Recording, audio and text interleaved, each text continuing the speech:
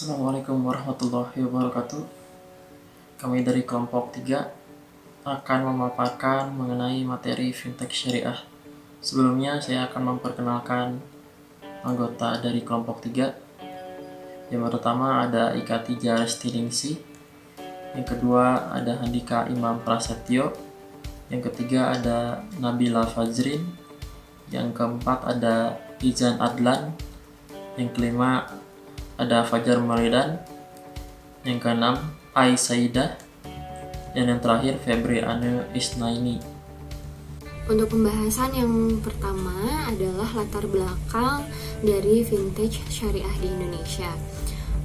Saat ini Indonesia sudah menjadi negara yang memanfaatkan potensi teknologi digital, dan nantinya Indonesia sendiri akan menyongsong sebagai negara ekonomi digital terbesar di tahun 2024. Artinya pemerintah sebagai regulator ekonomi Indonesia mempunyai tanggung jawab untuk memberdayakan seluruh masyarakat Indonesia, khususnya di pedesaan dan di pelosok negeri, guna menyampaikan informasi agar setiap masyarakat di pedesaan dan pelosok juga nantinya dapat menikmati dampak positif dari adanya perkembangan teknologi digital di masa yang akan datang.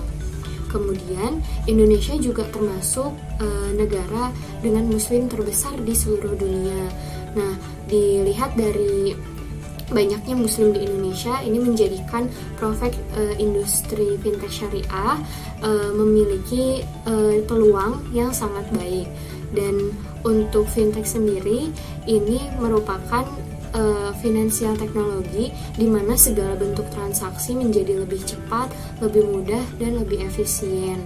Di mana inovasi yang berkembang untuk membiayai konsep fintech tidak lepas dari adanya internet dan kemajuan teknologi sendiri. Kemudian secara keseluruhan untuk fintech di Indonesia memiliki potensi besar karena dapat memberikan solusi keuangan bagi masyarakat dan kebutuhan mendesak yang dapat diefisiensikan melalui internet. Nah, untuk di Indonesia sendiri total penggunaan fintech ini sudah semakin banyak, terutama peluang untuk perbankan syariah sendiri. Beberapa alasan dibukanya fintech syariah ini karena kebutuhan pembiayaan dalam negeri masih sangat besar. Kemudian distribusi pembiayaan nasional juga masih belum merata. Ketiga, inklusi keuangan nasional juga masih rendah. Keempat, kemampuan ekspor UMKM yang masih rendah, dan peningkatan penggunaan teknologi di Indonesia. Semuanya mempengaruhi. Kemudian untuk membahas mengenai fintech syariah di Indonesia, kami mengambil beberapa referensi, terutama yang berkaitan dengan fintech syariah di Indonesia. Untuk artikel ilmiahnya kami mengambil dari 4 artikel, di mana semuanya menjelaskan mengenai fintech syariah dan juga kaitannya dengan UMKM dan kaitannya dengan revolusi industri 4.0. Yang pertama, artikel ilmiah yang berjudul Peluang dan Tantangan Fintech Syariah di Indonesia diterbitkan pada tahun 2019. Artikel ini menggunakan metode deskriptif kualitatif, di mana peneliti memperoleh informasi melalui data sekunder yang berasal dari beberapa berita tentang fenomena fintech syariah di Indonesia dan juga dari jurnal-jurnal peneliti sebelumnya. Kemudian untuk yang kedua, artikel yang kami jadikan acuan membahas mengenai peran fintech dalam meningkatkan keuangan inklusif pada UMKM di Indonesia. Nah, untuk artikel ini diterbitkan tahun 2018 dengan metode kualitatif, karena peneliti juga akan membahas secara mendalam dan menganalisis secara keseluruhan mengenai fintech dalam meningkatkan keuangan UMKM. Kemudian untuk artikel yang ketiga membahas mengenai fintech syariah, manfaat dan problematika penerapan di UMKM. Untuk yang ketiga, ini diterbitkan pada tahun 2020 menggunakan studi pustaka dengan berbagai sumber. dan menggunakan deskriptif kualitatif, di mana peneliti menjelaskan mengenai penelitian pada suatu subjek dan menggunakan jenis data sekunder. Untuk untuk artikel ilmiah yang ketiga ini, peneliti mendapatkan data yang berasal dari lisan dan kata-kata secara hasil pengamatan dari suatu keadaan oleh peneliti sebelumnya juga. Untuk yang terakhir, artikel ilmiah yang berjudul Tantangan dan Masa Depan Financial Technology terhadap Perkembangan Industri Keuangan Syariah di Era Revolusi 4.0. Selanjutnya untuk bahasan materi yang akan kami paparkan yaitu terdapat 4. Yang pertama yaitu peluang dan tantangan fintech atau financial technology syariah di Indonesia. Yang kedua, peran fintech dalam meningkatkan keuangan inklusif pada UMKM di Indonesia. Yang ketiga, fintech syariah. Di sini manfaat dan problematika penerapan pada UMKM. Dan yang terakhir, tantangan dan masa depan financial technology terhadap perkembangan industri keuangan syariah di era revolusi industri 4.0. Fintech syariah adalah kombinasi inovasi yang ada dalam bidang keuangan dan teknologi yang memudahkan proses transaksi dan investasi berdasarkan nilai-nilai syariah menurut Mukhlisin 2017. Menurut Mukhlisin,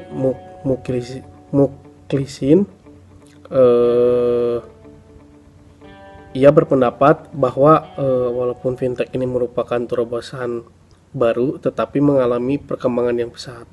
Islam merupakan agama yang komprehensif, sehingga dalam kombinasi keuangan ini harus memiliki aturan yang sesuai dengan prinsipnya sesuai syariah.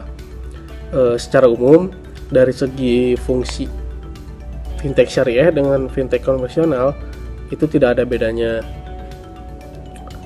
sebab kedua jenis tersebut sama-sama ingin memberikan layanan di dalam bidang keuangan. Perbedaan dari keduanya hanyalah akad pembiayaannya saja, di mana pada fintech syariah mengikuti aturan-aturan syariat dari syariat Islam. Ada 3 prinsip syariah yang harus dimiliki fintech ini, yaitu tidak boleh maisir atau bertaruh, gorar atau ketidakpastian, dan riba, yaitu jumlah bunga melewati ketetapan. Ada perbedaan fintech syariah dengan konvensional. Yang pertama yaitu dari segi suku bunganya. Dalam konvensional, kredit yang diberikan kepada konsumen dibuat sebagai akad pinjaman, sehingga nasabah nantinya memiliki kewajiban untuk memiliki kewajiban untuk mengembalikan pinjaman tersebut beserta bunga yang ditentukan oleh peminjam atau fintech konvensional, tergantung pada besarnya pinjaman yang diambil. Sedangkan untuk pembiayaan keuangan syariah, bunga merupakan hal yang tidak diperbolehkan karena dalam bunga terdapat unsur riba. Nah, itu perbedaan fintech konvensional dengan syariah di segi suku bunganya. Adapun resiko dan cicilan, kalau untuk konvensional, nasabah akan menanggung sepenuhnya resiko ketika nasabah tidak memiliki kemampuan untuk membayar cicilannya. Berbeda dengan sistem pembiayaan dengan akad syariah, kedua belah pihak, baik fintech ataupun nasabah akan menanggung resiko tersebut. Dari segi ketersediaan pinjamannya, pada pembiayaan syariah menggunakan penawaran produk untuk keperluan tertentu. Dalam hal ini tidak ada dalam pembiayaan keuangan konvensional seperti untuk pendidikan, haji dan umroh ataupun lainnya. Yang pertama, berperan sebagai sumber pembiayaan usaha. Perkembangan fintech menunjukkan sebuah inovasi yang pada kenyataannya sukses bertransformasi ke dalam sistem pasar yang existing. Hal itu didukung oleh pelayanan yang memperkenalkan kemudahan, kepraktisan, kemudahan akses, kenyamanan, dan biaya yang ekonomis. Dalam mendukung perkembangan UMKM, fintech memberikan akses yang mudah untuk para peminjam dari sektor UKM. Salah satunya adalah melakukan pinjaman melalui online, di mana para pemilik UKM hanya perlu mencantumkan dokumen-dokumen yang diperlukan secara online. calon peminjam yang merupakan UMKM menggunakan layanan aplikasi pinjam online karena biaya yang ditagihkan bersahabat dan tidak harus datang ke kantor layanan. Tingkat bunga dan biaya yang diterapkan kompetitif berdasarkan analisis risiko kredit modern sehingga prosesnya relatif lebih mudah dan cepat. Pinjaman online juga tidak meminta jaminan berupa aset, sehingga UKM yang sedang berkembang bisa sangat terbantu untuk menjalankan kegiatan operasional bisnisnya, hingga menjadi entitas yang berdaya. Fintech berkontribusi besar bagi pemberdayaan UMKM dan ekonomi lokal. Secara umum, fintech berperan dalam mendorong kemampuan ekspor UMKM yang sekarang masih tergolong rendah, mendorong tingkat kesejahteraan yang merata, membantu pemenuhan kebutuhan pembiayaan dalam negeri yang masih besar, mendorong pembiayaan nasional yang masih belum merata di berbagai wilayah tanah air, dan meningkatkan inklusi keuangan nasional. Yang kedua, berperan dalam inklusi keuangan UMKM. Fintech selalu berinovasi seperti mengembangkan produk yang fleksibel dan cara yang lebih baik untuk mengatasi permasalahan yang dihadapi oleh UMKM. Permasalahan tersebut diantaranya kesulitan mendapatkan akses. Fintech juga membuat layanan keuangan menjadi lebih terjangkau dan mudah diakses, meningkatkan pengalaman pelanggan, dan mempercepat penggunaan dan keterlibatan menggunakan landasan termasuk verifikasi identitas secara digital agar lebih mudah. Due diligence pelanggan yang kolaboratif, berbagi data dan skema pembayaran yang dapat mengakselerasi sejumlah layanan keuangan. Peran fintech dalam terwujudnya inklusi keuangan sebagai berikut. Yang pertama, fintech memberikan kemudahan mengakses berbagai jenis layanan keuangan. Yang kedua, mampu menjangkau seluruh UMKM hingga daerah terpencil. Yang ketiga, fintech menawarkan dan membuka akses pembiayaan usaha yang cepat dan mudah. Yang keempat, fintech berkontribusi besar bagi pemberdayaan UMKM dan ekonomi lokal, menurut Wahyu dan Winarto tahun 2020. Lalu yang ketiga, berperan dalam meningkatkan literasi keuangan. Menurut Winarto tahun 2020, peningkatan kepemilikan produk dan layanan jasa keuangan ini merupakan cerminan dari peningkatan literasi keuangan yang disebabkan oleh perkembangan fintech, seiring dengan perkembangan teknologi finansial, sehingga berdampak pada pemanfaatan fintech untuk membantu kegiatan usaha oleh pemilik UMKM.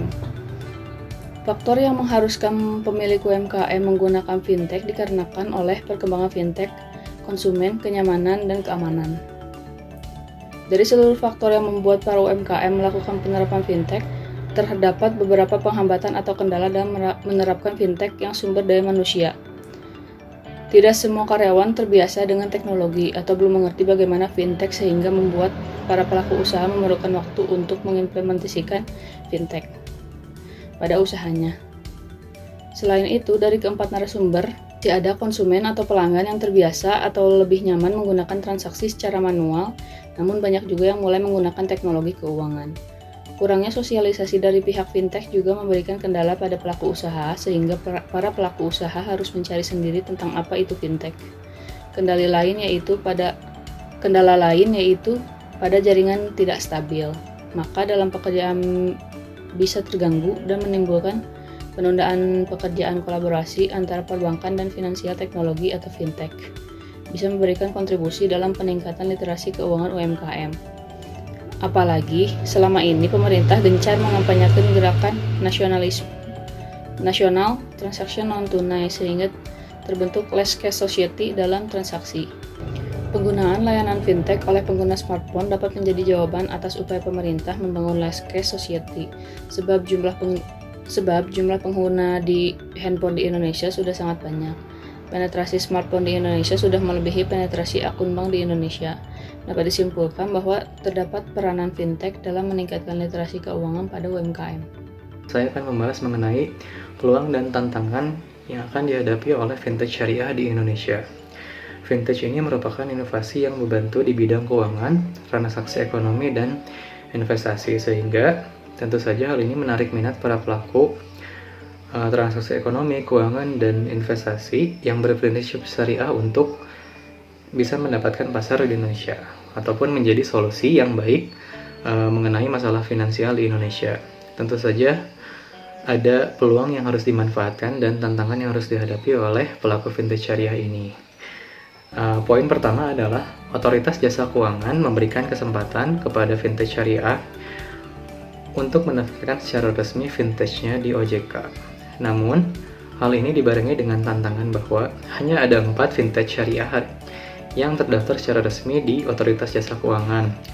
OJK ini sangat memperhatikan perizinan dan modal minimum fintech syariah yang akan terdaftar secara resmi, sehingga dapat dilihat bahwa fintech yang akan terdaftar di OJK ini reliable dan bisa mempertanggungjawabkan setiap kegiatannya, sehingga dapat dipercaya oleh masyarakat dan secara resmi terdaftar di OJK itu sendiri.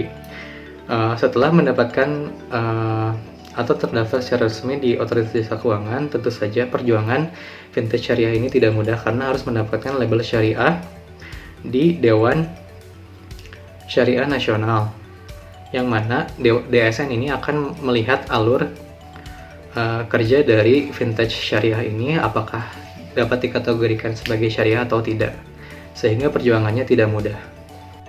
Kemudian saya akan membahas poin nomor 2. Kemudahan teknologi untuk kegiatan investasi dan donasi hari ini sangat mendukung, karena dengan adanya fintech ini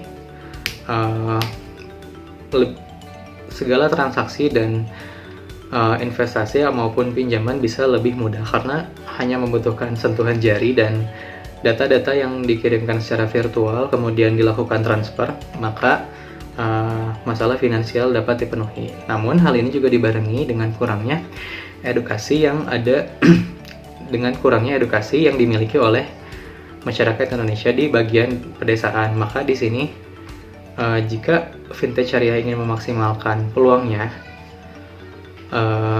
maka ia harus melakukan edukasi workshop ataupun kampanye-kampanye mengenai fintech ke desa-desa, yang mana di sini akan memberikan solusi dan fintech syariah ini bisa memaksimalkan peluangnya agar lebih dikenal di Indonesia. Kemudian saya akan membahas poin ketiga, kasus dan fenomena fintech konvensional yang terjadi di masyarakat. Dalam beberapa tahun belakangan ini, kesan fintech di Indonesia tidak terlalu baik dikarenakan ada beberapa oknum fintech konvensional yang melakukan penagihan secara kasar, yang berujung kepada hal-hal yang tidak mengenakan di kalangan masyarakat Indonesia, sehingga fintech dapat dikatakan mungkin sedikit peminatnya karena resiko yang tinggi dan bahayanya karena ada oknum-oknum fintech konvensional yang melakukan hal yang tidak sebaiknya dilakukan. Nah, di sini fintech syariah seharusnya bisa menjadi solusi, karena salah satu solusinya adalah fintech syariah ini tidak atau berdasarkan pada fatwa Dewan Syariah Nasional MUI nomor 1 tahun 2004 mengenai bunga ataupun interest, di mana bunga dan interest ini tidak diperbolehkan di dalam Islam, sehingga apabila ada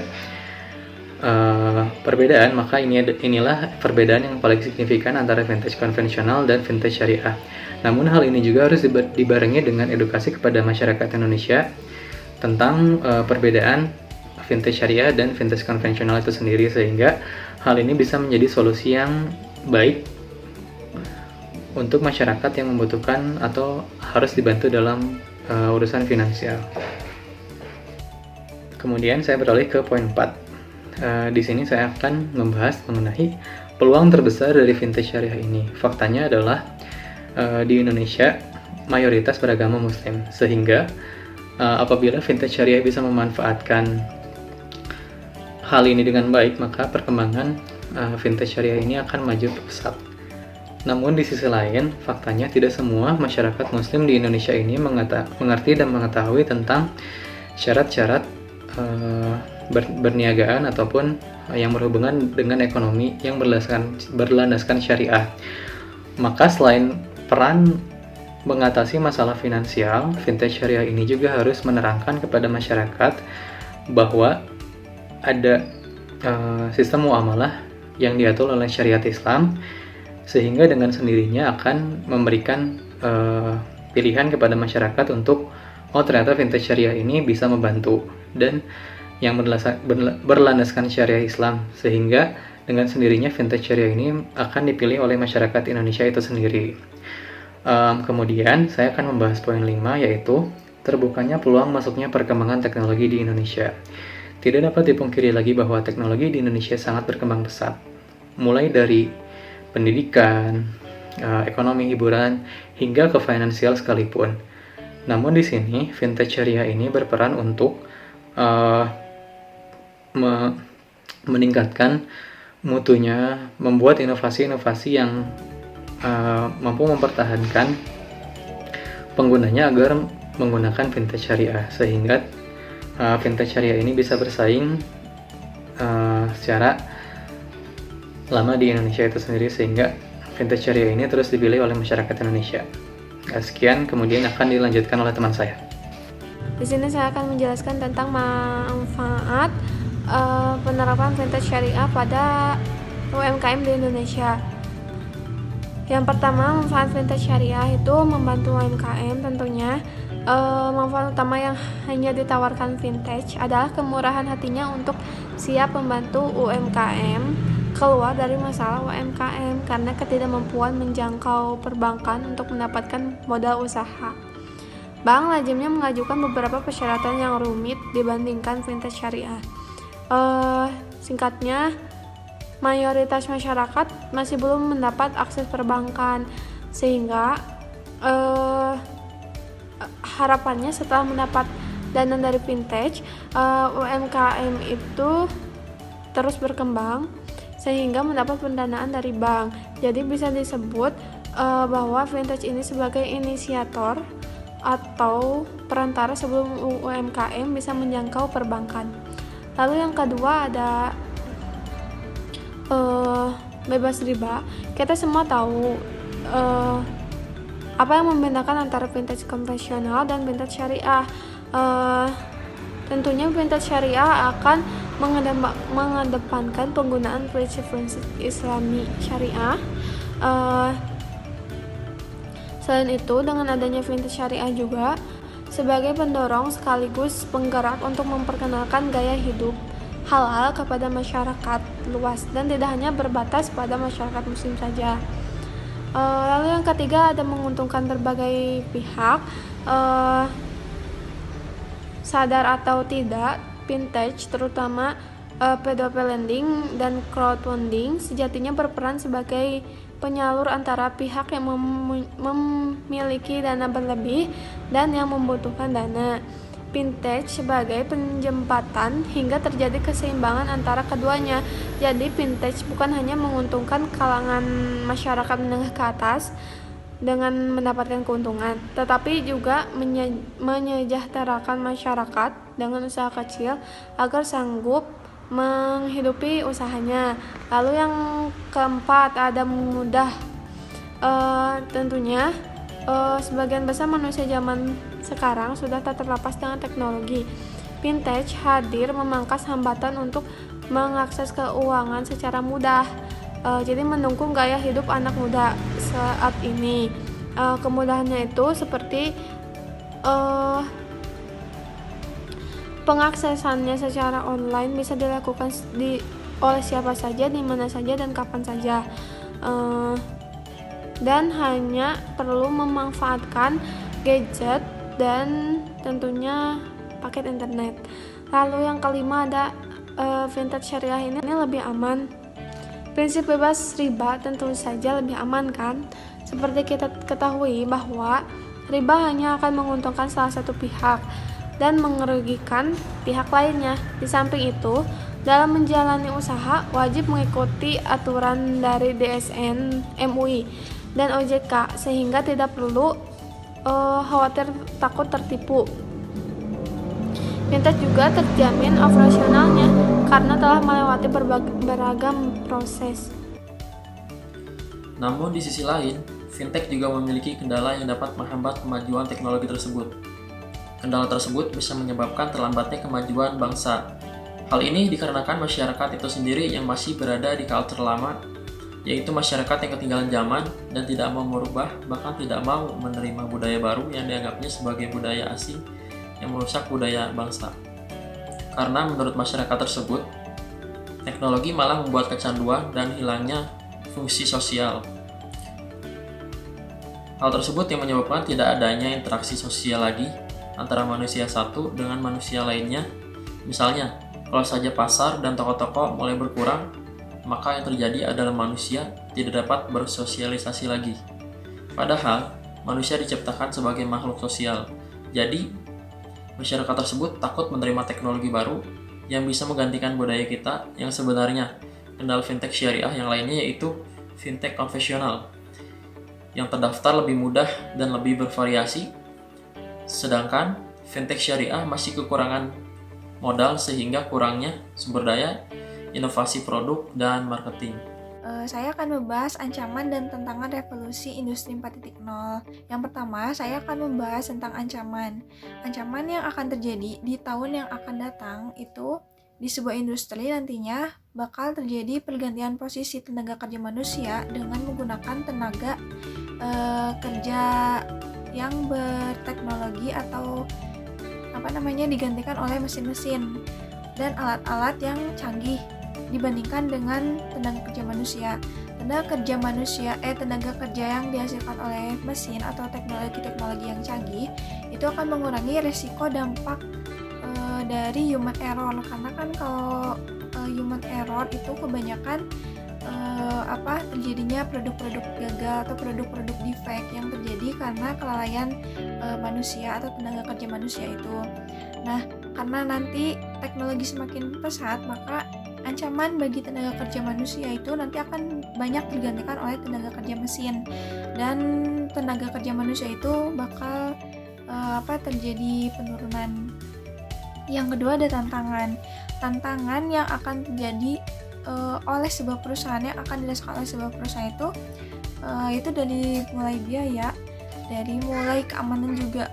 Dari biaya itu yaitu industri itu bakal mengeluarkan biaya yang sangat besar, karena untuk mendapatkan mesin yang posisinya nanti akan digantikan oleh mesin dengan tenaga kerja manusia itu akan mengeluarkan biaya yang sangat besar, karena mesin-mesin teknologi yang canggih itu akan biaya itu sangat mahal. Dan dari sisi keamanan yang terjadi itu karena kan menggunakan teknologi secara otomatis, tantangan perusahaan itu nanti bakal terjadinya keamanan atau security yang sangat sangat rawan terkena hacker, karena kan sekarang itu banyak penyalahgunaan data oleh atau orang-orang yang tidak bertanggung jawab. Karena itu perusahaan tantangan itu harus keamanan itu harus diperketat lagi, dan untuk untuk mengurangi resiko terjadinya peletasan database atau sebagainya. Terima kasih sudah menonton video kami. Mohon maaf apabila banyak kekurangan. Assalamualaikum warahmatullahi wabarakatuh.